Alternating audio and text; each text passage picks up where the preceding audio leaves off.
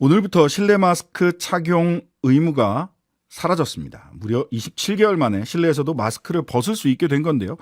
우리 삶의 큰 변화인데 질문은 이렇습니다. 과연 정부는 제대로 준비를 해왔는가?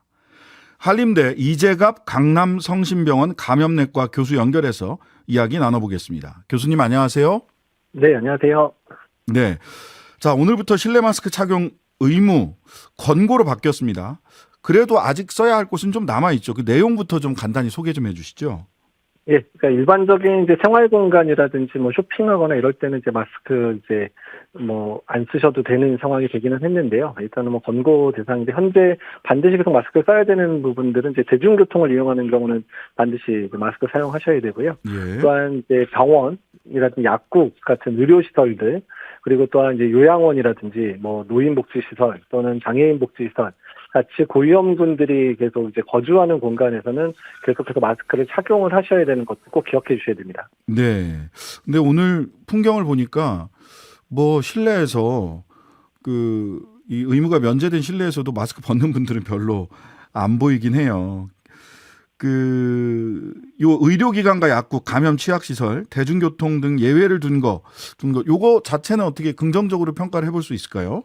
네, 일단 이제 그런 곳들 같은 경우에는 이제 유행 상황이 안정이 되더라도 한두 명의 환자가 발생을 하게 되면 집단 발병을 할 수 있는 공간들이거든요. 그러니까 병원에서는 지금도 병실에서 환자 한 명이 발생하면 코로나19의 그런 전파력이 매우 강하기 때문에 병실 전체가 감염된다든지 두세 개 병실에서 뭐 연달아 환자 발생하든지 하고 있고요.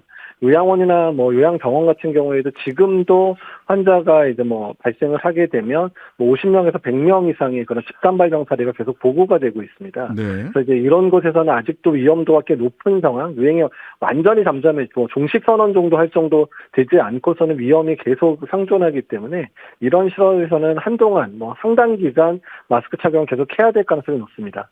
네. 정부가 실내 마스크 착용 의무 해제 조건을 4가지 중에 한 3가지 정도가 지표가 충족됐을 때 종합적으로 검토하겠다라고 했는데 그 지표가 주간 환자 발생 2주 이상 연속 감소, 두 번째가 주간 신규 위중증 환자 전주 대비 감소, 주간 치명률 0.10% 이하, 세 번째가 4주 내 동원 가능 중환자 병상 가용 능력 50% 이상, 네 번째가 동절기 추가 접종률 고령자 50, 감염 취약시설 60% 이상 등 4가지를 제시를 했고 이 중에 3가지가 충족되면 종합적으로 판단하겠다라고 했는데 이 기준의 해제 조건 기준의 적절성 그리고 종합적 판단의 적절성 이 부분을 좀 검토를 해주셨으면 합니다. 일단은 뭐 지금 중환자 발생이라든지 환자 전체 발생 규모 자체는 줄어들고 있기 때문에 이제 네. 법적으로 해제 조건들이 다 감당은 됩니다. 근데 사실 마스크를 벗었을 때 가장 큰 문제가 되는 거는 언제나 이제 고위험군들이 감염되고 중증으로 이제 진행하는 부분이 가장 큰 문제가 되는데 그렇죠. 그거를 예방하기 위해서는 예방접종률 자체가 목표를 달성을 해야 되는데 일단 이제 취약시설인 요양원, 요양병원에서의 예방접종률은 거의 60%에 도달을 했지만 전체 60대 이상에서의 예방접종률은 아직 30% 간신히 넘어서 됐고 40%는 도달 못한 상황이거든요. 네. 그러니까 어떻든 가장 중요한, 그러니까 마스크 착용을 이제 할 수 없는, 하지 않는 상황에서 이제 가장 큰 피해를 볼 대상들이 아직까지 백신이라는 가장 중요한 방어 수단을 갖추지 못한 부분이 사실 안타까운 부분이라고 할 수 있습니다. 네. 고령자 50% 기준이 굉장히 중요한 기준으로 취급이 됐어야 되는데 네네. 이 부분이 사실은 뭐 종합적 평가라고 하는 형식적 요건을 갖추었을지는 모르겠지만 내용적으로 보자면 굉장히 아쉬운 부분이다. 네, 맞습니다. 예. 그러면 이제 고령자들이 선택할 수 있는 방안은 안 돌아다니시는 수밖에 없어져요. 이렇게 되면. 본인이. 이렇게 되면 이제 고령자들은 어떻든 어디를 가나 이제 감염된 분이 마스크를 만약에 유증상인 분이 마스크를 안 쓰고 다니시게 되면 전파력이 되게 높아지거든요. 그러니까 네네. 오히려 고위험군들은 마스크를 더 열심히 쓰고 다녀야 되는 상황이 발생했다고 보시면 되는 거로 생각하셔야 됩니다. 예, 오히려 다른 분들은 마스크를 의무가 해제됐다고 하더라도 60대 이상의 고위험군들은 더 철저하게 마스크 쓰고 다니셔야 되겠네요. 예, 그렇게 생각을 하셔야 될 것 같고요. 특히 이제 저희가 꼭 부탁드리고 싶은 부분들은 네. 그러니까 유증상이신 분들, 그러니까 호흡기 증상이 있으신 분들은 예. 아예 이제 외출을 좀 안 하시고 또 직장도 쉬시고 이렇게 아프면 쉰다라는 게 확실하게 지켜져야 되는 상황들이 되어야 되고요. 또 그런 예. 분들이 만약이라도 외국 나가려면 마스크 반드시 써야 되는 상황이 되거든요. 그런데 이런 부분에 대한 홍보가 충분히 없이 이제 마스크 해제 법적 의무가 해제되다 보니까 오히려 고위험군들이 더 위험에 이제 더 노출되는 상황이 만들어졌다라고 할 수도 있을 것 같습니다. 아, 결과적으로 이렇게 표현하는 게 어떨지 모르겠습니다만 고위험군에 계신 60세 이상 고령자나 기저질환자들은 스스로를 방어하기 위해서 스스로 어떤 본인의 그 방어 기제를 만드셔야 되겠네요. 마스크부터 시작해서 더 철저하게. 예, 맞습니다. 그런 부분들이 더 중요한 상황이 됐다라고 생각을 하시고, 그러니까 오히려 마스크의 이제 법적 의무 해제와 더불어서 백신 접종률을 올리는 부분이 더 중요해지는 상황이 되거든요. 그래서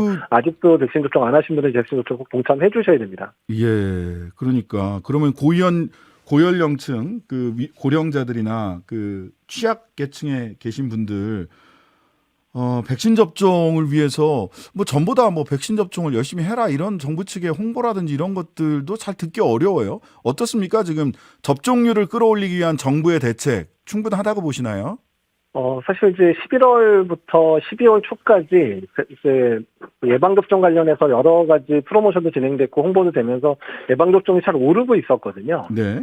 근데 그 당시에 모 지자체에서 마스크 외국은 다 벗는데 우리는 왜 안 벗냐 그러면서 우리는 1월 1일부터 벗겠다 이런 식으로 이슈를 제기하면서 네네. 그러니까 예방접종에 대한 홍보라든지 이런 부분들이 다 이제 마스크 논란 때문에 다 잠재워지는 상황이 발생. 그때부터 예방접종률이 떨어지기 시작했거든요. 아, 그랬죠. 이게 충남이었나? 예. 예. 그래서 이제 마스크 접종과 관련돼 있는 부분의 홍보가 제대로 될 수 없게끔 만들어진 이 정치권들의 그런 좀 행동들이 오히려 상당히 좀 안타깝고 좀 사실 좀 언짢은 그런 상황이라 저는 그렇게 생각을 하고 있습니다. 예. 정치 방역이네요. 사실은 그런 이야기들을 했다는 것이 과학적으로 네. 차근차근 갔어야 되는데. 네. 대전시에서 충남이 아니고 대전시에서 처음으로 그런 발언을 했죠. 외국에서는 다 마스크 벗었는데 왜 우리는 못 벗냐? 우리는 벗을 거다. 이렇게 대전에서 얘기를 했었죠. 네. 자, 오늘 정기석 코로나19 특별 대응 단장은 마스크 전면 해제 시기를 특정을 했습니다. 지난번에는 1월 달 관련돼서 얘기 나왔을 때는 지표에 따라서 하는 거다라고 말씀을 하셨는데 5월이면 대중교통 같은 곳까지 마스크 착용 의무를 전부 해제해도 충분하다. 이 5월이라고 특정한 이유가 뭘까요? 아마 이제 봄이 되니까 겨울보다는 낫겠다라고 생각을 하셨을 텐데요. 근데 네. 언제나 그렇지만 이제 이 유행이라는 거는 바이러스가 결정하지 사람이 원한다고 되는 건 아니거든요. 네. 그리고 기억하시겠지만 작년에 2월에서 4월 사이에 이제 오미크론 유행 때문에 하루에 60만 명까지 발생했었던 적도 있어서 봄이라고 해서 다 안전하다고 얘기하지 못하는 상황이기 때문에 그래서 사실 코로나19 유행 상황 중에 특정 시기를 못 봤거나 아니면 이번이 마지막 고비라거나 이런 얘기했을 때 맞아 떨어진 적 한 번도 없거든요. 그래서 어떻든 커뮤니케이션에 있어서는 특정 시안을 못 받고 이런 부분들은 좀 주의해야 될 부분이라 생각을 하고 있습니다. 네, 좀 주의할 필요가 있겠다. 자, 교수님께서는 SNS에 이런 글도 쓰셨더라고요. 코로나19 엔데믹은 코로나19가 아예 사라지는 게 아니고 지속적인 유행과 피해를 사회가 짊어지고 가는 건데 정부는 이런 상황에 준비가 잘 됐는지 의문이다. 어떤 면에서 지금 이런 글의 그 취지를 보자면 좀 부족한 부분이 있는 것 같은데 라고 하는 말씀으로 들려요. 어느 부분이 좀 부족해 보이나요? 일단 이제 코로나 바이러스의 위험도가 완전히 없어진 것도 아니고 또 마스크의 유용성이 사라진 것도 아니잖아요. 하지만 그럼에도 불구하고 우리가 많은 분들이 감염도 됐고 백신도 맞았으니까 지금과 같은 안정된 상황이 된 거는 다행스럽기는 하거든요. 근데 하지만 아직도 요양원이나 요양병원, 병원 같은 데서 환자가 발생하면 50명, 100명씩 집단 발병하는 게 보입니다. 지금까지 어떤 바이러스도 이렇게 많은 수의 집단 발병이 동시에 발생한 적은 없거든요. 그러니까 이제 취약시설 같은 경우에는 이제 코로나19가 유행하더라도 안전하게 유지할 수 있도록 시설적인 지원이나 인력 지원이라든지 여러 가지 뭐 지원책이 많이 필요한데 그냥 정부 차원에서는 그런 부분에 대한 지원책을 마련하기보단 그냥 빨리 유행 그냥 끝나서 빨리 우리 마스크도 벗고 뭐 그냥 다 해제하고 선언하면 좋겠다 이런 식으로만 접근을 하는 것 같아요. 네. 그래서 오히려 취약시설에 대해서 앞으로 어떻게 이런 감염병 유행 상황에서도 안전하게 갈 건가에 대한 좀 구체적인 계획들도 잡고 장기적인 로드맵도 잡아서 예산 투여를 어떻게 할 건지 또 어떻게 인력 지원할 건지 이런 부분에 대한 구체적인 계획안이 나와야 되는데 그런 건 나오지 않고 계속 뭔가 해제하자 마스크도 뭐 5월이면 전면 해제하자 뭐 앞으로 의료기관들도 10월이면 정상적 뭐 코로나19 상관없이 진료해라 뭐 이런 식으로 접근하는데 절대로 그렇게 진료할 수 있는 상황이 아니거든요. 코로나19 상황에서는. 특히 취약시설에서 이런 코로나 등 감염병의 취약시설이 좀 강화 하기 위해서 어떤 대책을 정부의 지원이라든지 정책이나 예산이 필요한데 이런 부분들이 지금 눈에 띄는 게 없나 보죠?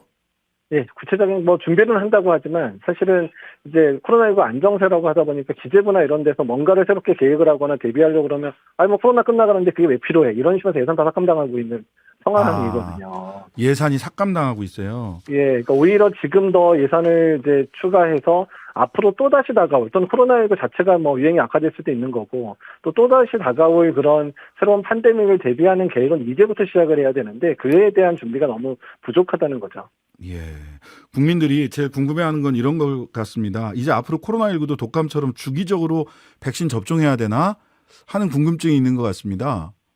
예, 이제 미국이 이미 이제 연례 접종과 관련된 계획들을 준비를 시작을 했습니다. 그래서 아마 이제 인플루엔자 접종 시기에 맞춰서 두 가지 같이 접종하는 그런 방식으로 준비를 하고 있는 것 같고요. 네. 다만 이제 그렇게 되기 위해서는 코로나 유행 자체가 1년에 한 번 정도 크게 유행하는 패턴으로 이제 안정이 돼야지 가능하거든요. 그래서 많은 예. 전문가들이 2, 3년 내에 이제 1년에 한 번 정도 유행하는 상황이 되면 아마도 더 인플루엔자처럼 이제 연례 접종 형태로 바뀔 거다 이렇게 예측을 하고 있습니다. 네. 자, 마지막으로 확진자 격리 관련해서요. 정부는 네. WHO가 코로나19 공중보건 비상사태 해제하고 국내 위기 단계 조정되는 시점에서 확진자 격리 의무 조정 검토한다. 이렇게 밝히고 있는데요, 방침을. 네. 그 방침은 어떻게 평가하시나요? 네, 또 WHO가 오늘 이제 그 국제 공중보건 위기 상황에 대해서 연장하기로 결정을 했습니다. 그래서 아마 네. 정부의 계획대로 진행은 안 될 것 같은 상황이라 어차피 더 기다려야 되는 상황이 될 것 같고요. 네. 그러니까 이 부분도 마찬가지인데 법적 격리 의무 해제를 해제를 할 거면 일단은 아프면 쉴 수 있는 그런 사회적 분위기, 노동 분위기가 달성이 돼야 되거든요. 네네. 그러지 않게 되면 이제 취약계층들, 특히 일용직 노동자라든지 플랫폼 노동자들은 아파도 뭐 코로나 걸려도 쉴 수도 없는 상황에서 계속 노동 위험성에 알겠습니다. 빠질 수 있는 부분이기 때문에 뭐 상병수당을 확충한다든지 또는 이런 아프면 쉴 수 있는 그런 조건들을 갖추는 노력과 함께 법적 격리 의무제 해제도 논의가 돼야 된다고 생각을 하고 있습니다. 알겠습니다. 예, 아직 정부가 준비해야 될 것이 많은데 어떻게 진행될지 저희들이 눈여겨보도록 하겠습니다. 오늘 말씀 감사합니다. 네, 감사합니다. 이재갑 한림대 강남성심병원 감염내과 교수였습니다. 하루 종일 기다려지는 진짜 시사. 평일 저녁 6시 5분 신장식의 뉴스 하이킥.